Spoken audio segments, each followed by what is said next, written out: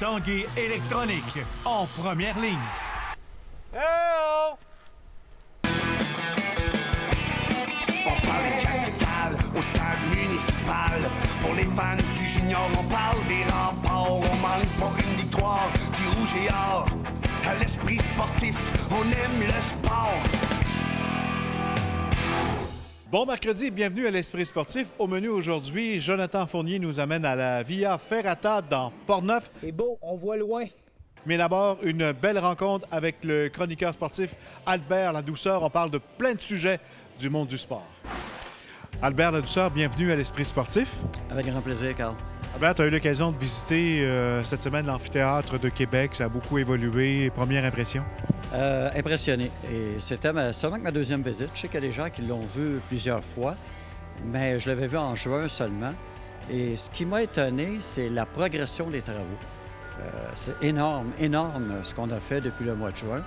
Et naturellement, quand je parle de progression, je regardais la tribune de presse, par exemple, les fameuses loges où les équipes étrangères installent le DG, les pisteurs et tout. On est rendu là, à mettre le tapis, mettre les meubles, la décoration. Là. Mais si on la finit bien à l'intérieur, de toute évidence, on va pouvoir mettre cet édifice-là parmi les 5 plus beaux de la Ligue nationale, si Ligue nationale il y a. Mais si on le compare aux 30 édifices quand même de la Ligue nationale, c'est un édifice qui n'aura pas à rougir. On sait qu'il y a beaucoup de comparaisons avec Pittsburgh, un peu avec Phoenix, Anaheim, je pense, un peu. Il y a quand même de beaux édifices dans la Ligue. Et celui-là n'aura pas à rougir de la place qu'il va occuper. C'est que tout ce qui a été fait en fonction de l'avenir. C'est pas un édifice qui, dans 5 ans, va être démodé. C'est un édifice qui va être encore d'actualité dans 5 et 10 ans, et c'est une de ses qualités. Tout le monde est bien optimiste quant au retour de la Ligue nationale de hockey, surtout que lorsqu'on visite l'amphithéâtre, on y rêve. Pour une saison en 2015, il faudrait qu'à l'automne, on annonce une relocalisation, un transfert. Ça serait très serré. Mais ça demeure dans le domaine du possible, dans le cas d'une relocalisation. Pour une expansion, il faudrait peut-être attendre un peu plus longtemps. Mais je pense que dans un rayon de 2 à 3 ans, on peut penser à une équipe de hockey à Québec. Moi j'y pense en tout cas. Je suis persuadé que ça reviendra. Alors maintenant, des Remparts de Québec, c'est l'équipe à Québec présentement qui a une grosse saison avec la Coupe Memorial. On a perdu déjà les 2 premiers matchs. Ça a été difficile, il manque de gros joueurs, oui. Mais déjà, il y a une grosse pression sur l'organisation. Il y a une pression énorme. On ne veut pas aller à la Coupe Memorial par la porte arrière. On ne veut pas être invité parce qu'on équipe l'hôtesse. Et je pense qu'on ne laissera pas grand marge de manœuvre aux joueurs. Écoutez, un exercice punitif avec tous les absents. Et en plus, après 2 matchs cette saison, c'est inhabituel. Surtout un gars comme Philippe Boucher, qui n'est pas nécessairement très agressif à ce niveau-là. Ça démontre un peu là, que c'est une année que les Remparts ne veulent pas échapper. C'est une année où ils veulent du succès. Et c'est une année où la Coupe Memorial n'est pas simplement une participation, mais un objectif ultime. Et c'est quelque chose qu'on veut. Le Rouge et Or au football connaît déjà du succès. Seulement après 2 rencontres, on a battu les 2 meilleures équipes de la Ligue. On dit que le Rouge et Or, évidemment, a beaucoup de talent. Est-ce que c'est, encore une fois, une équipe qui est trop forte, encore trop forte pour la Ligue?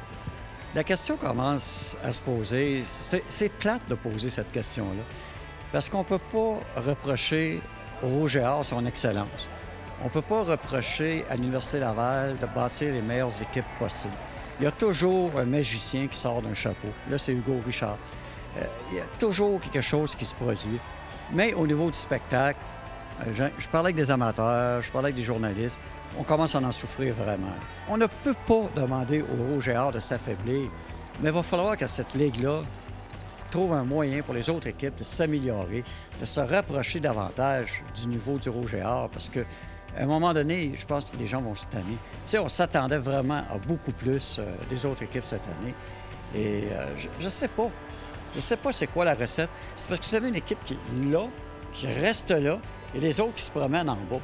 Il n'y a pas une équipe qui est capable d'aller la chercher. Les meilleurs joueurs veulent jouer pour le Rouge et Or. On va trouver quoi comme solution? Terminant l'air, parlons de l'équipe des Québécois, le Canadien de Montréal, qui a annoncé cette semaine qu'il n'y aurait pas de capitaine. On a réglé le problème assez facilement en nommant 4 assistants. Qu'est-ce que tu en penses? Bon, c'est leur décision. La décision de Bergevin, la décision de Terrien. Moi, j'écoutais des amateurs crier au meurtre des partisans de l'équipe. Ils ne nous ont pas écoutés, ils n'ont pas nommé souvent. Les partisans n'ont pas à choisir le capitaine. C'est une décision du Canadien. Le Canadien estime que c'est une période de transition. Et c'est évident que Pacioretty ou Subban vont devenir capitaine. Il y a un des deux qui va être capitaine, à moins qu'une blessure grave arrive ou que le gars soit échangé et que les deux autres sont là en attendant.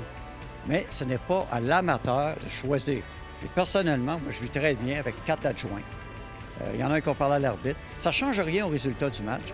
Vous gagnez la Coupe Stanley avec 4 adjoints. Vous allez être pas mal plus content que manquer les séries éliminatoires avec un capitaine et 3 adjoints.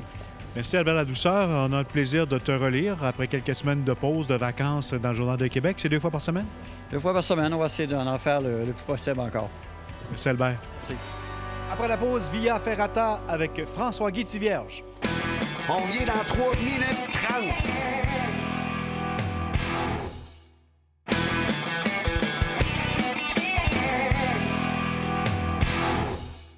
En compagnie de François-Guy Tivierge, Jonathan Fournier nous présente maintenant une belle façon de découvrir la montagne.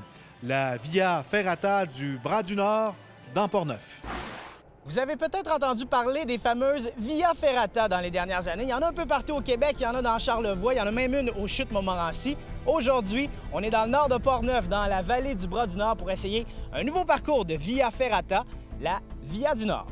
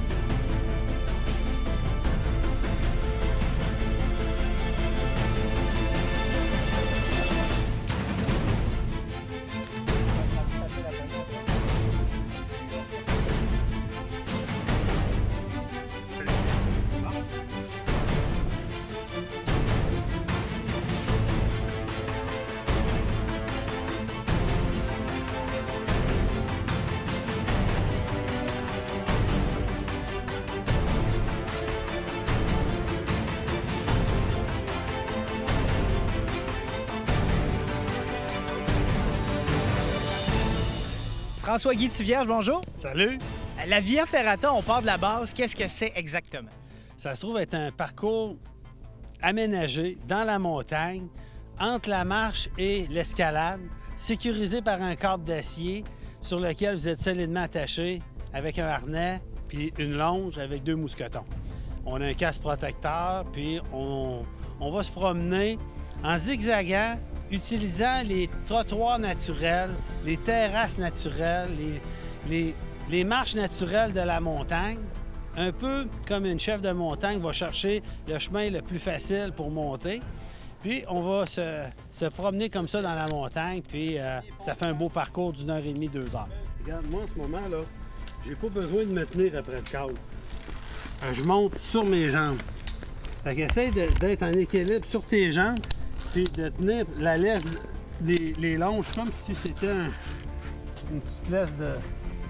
Mais tout se fait sur tes jambes, c'est ça, comme ça. C'est une idée qui nous parvient d'Italie ou d'Espagne? Oui, le mot Via Ferrata vient d'Italie, qui veut dire voie de fer. Ça a été installé au début, tu sais, un passage, il installe une main courante au début avec une corde, puis après ça, la corde, elle s'effritait avec la chute des roches et puis les périodes d'hivernales, puis ça. Puis là, ils ont mis un câble d'acier plus solide.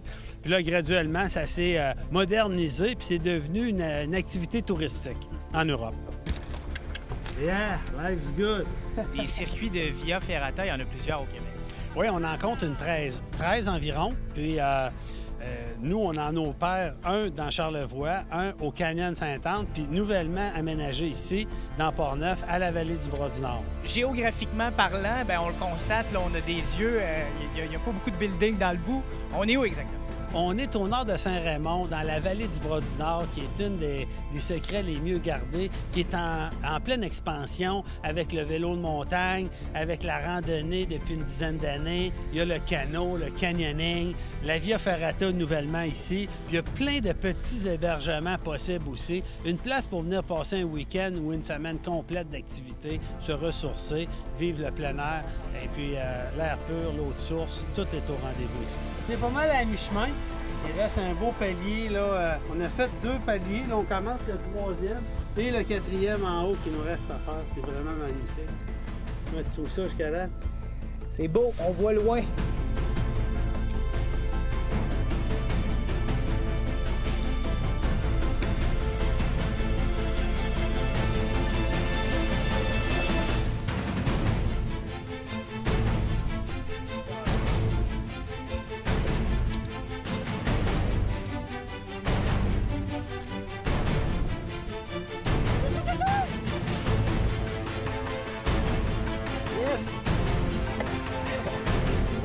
Les amateurs de plein air en auront pour leur argent. C'est à combien de temps de Québec? On est à 1 heure de Québec, oui. Puis on est à 2 heures de Montréal, 1h45 de Montréal. Donc, on est vraiment dans une belle région de Port-Neuf qui est entre Québec et Montréal. Les gens qui viennent ici n'ont pas besoin d'avoir une base en escalade. C'est ouvert à tout le monde.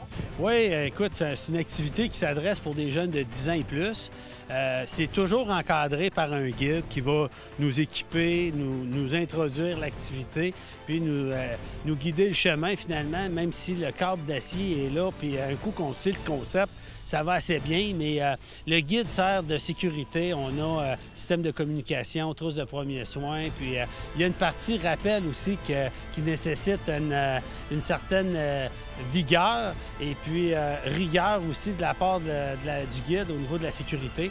Donc, tous les équipements sont fournis. C'est un forfait qui peut durer 2 heures, 2 heures et demie avec le rappel. C'est une belle activité à faire en groupe, en amis ou en famille. On invite les gens à venir l'essayer. Un parcours qui est vraiment très apprécié. On est très contents. Moi, j'en suis très fier. L'arrivée! Bien, bravo! Bien sûr!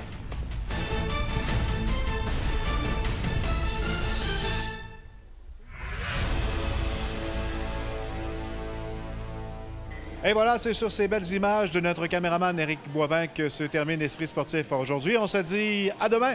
Bye-bye!